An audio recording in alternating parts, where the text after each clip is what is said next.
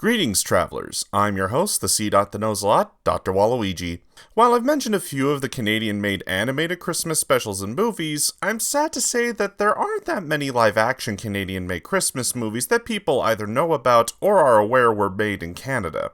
The only one I'd argue most people would be aware of is Black Christmas, but that's just because people know more about the remakes and not the original, which is the only movie between the three that was filmed in Canada. But there is at least one Canadian film I watch every year during the holidays, despite not many people knowing about it or that the film was made by Disney. And with this movie turning 40 this year, I've decided to review it for the Christmas season.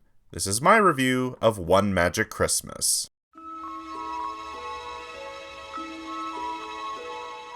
The movie's production began as early as 1972 when the director, Philip Boros, wrote the idea and then expanded upon it where he passed it around to the major studios. Sadly, none of the major studios were interested in picking up the movie until 1982 with Orion Pictures, but they dropped out and the movie was later picked up by Disney, who agreed to pick up 2/3 of the film's budget, while the rest was picked up by Telefilm Canada's Broadcast Fund. Despite the film facing many issues during both filming and behind the scenes, including a huge budget cut, it was a box office success, making $13 million against a $7.5 million budget.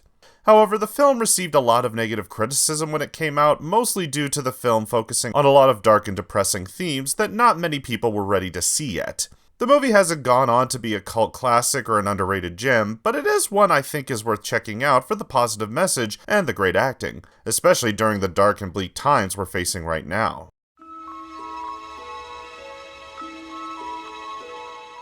The movie follows an angel named Gideon, played by Harry Dean Stanton, who is tasked by Heaven to help the Granger family, who are dealing with hard times, find the Christmas spirit. Specifically, the mother, Ginny, played by Mary Steenburgen, who feels no joy at Christmas due to her husband losing his job and their family being forced to leave their home. Will Gideon be able to help the family and restore Ginny's faith in Christmas, or will she succumb to the Christmas depression and lose everything she holds dear?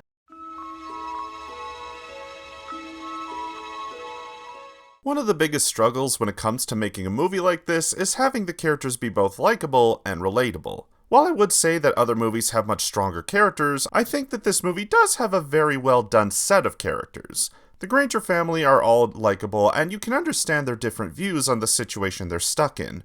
The two kids, Cal, played by Robbie Magwood, and Abby, played by Elizabeth Harnow, are both excited and worried about Christmas coming, with their parents arguing about trying to get the presents for the kids, while also having to deal with saving money to look for a new home. Though Cal, being the older sibling, tries the hardest to keep his sister's spirits up, and to try as hard as he can to keep her believing in Santa. Gideon is a character I would compare to someone like Clarence from It's a Wonderful Life, who acts as a guide with Abby to show her how she can help her mother rediscover the Christmas spirit and to appreciate what she has in her life. Though I do feel like they could have shown him interacting a bit more with Ginny instead of Abby, as it would have made more sense since she's the one he's assigned to help.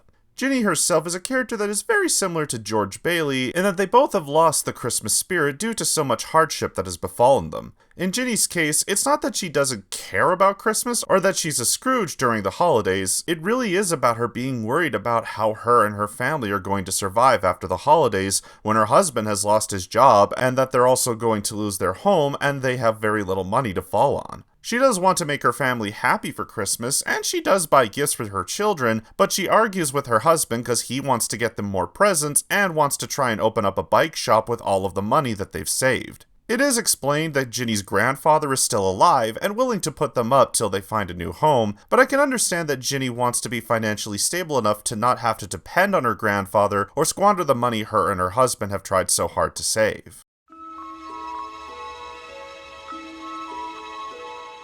I guess what I like about this movie is its writing. It's a sweet story that reminds me a lot of It's a Wonderful Life, about a woman having to rediscover the magic that Christmas can bring despite the dark times her and her family face. I also like the way the movie looks, as I've often preferred the small town setting in Christmas movies as they feel real to me. Not to say that movies taking place in big cities are bad or anything, but as someone who grew up in a small town like the one in this movie, I feel a much closer connection to it. The last thing I'll mention is that I love the design of Santa's workshop. It feels a lot more homely to me, and I like that instead of having elves work for Santa, it's people who died, and, at least this is the way I interpret it, are souls that want to continue to help Santa spread Christmas joy to both children and adults.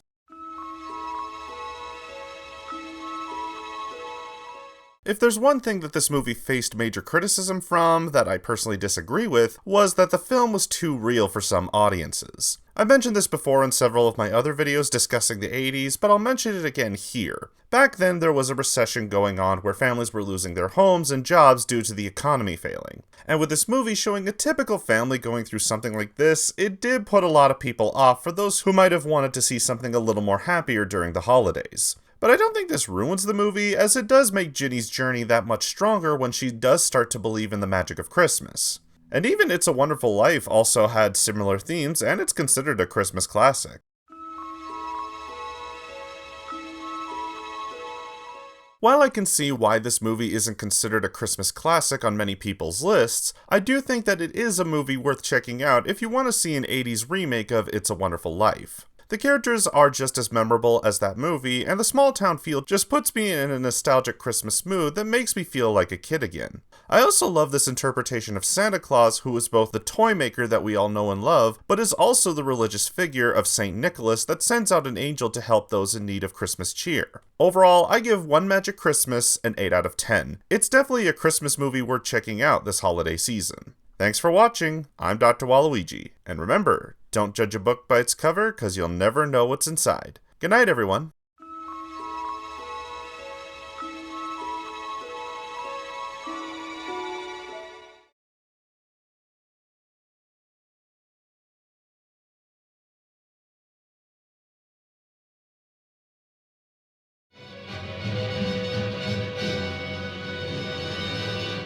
Groovy.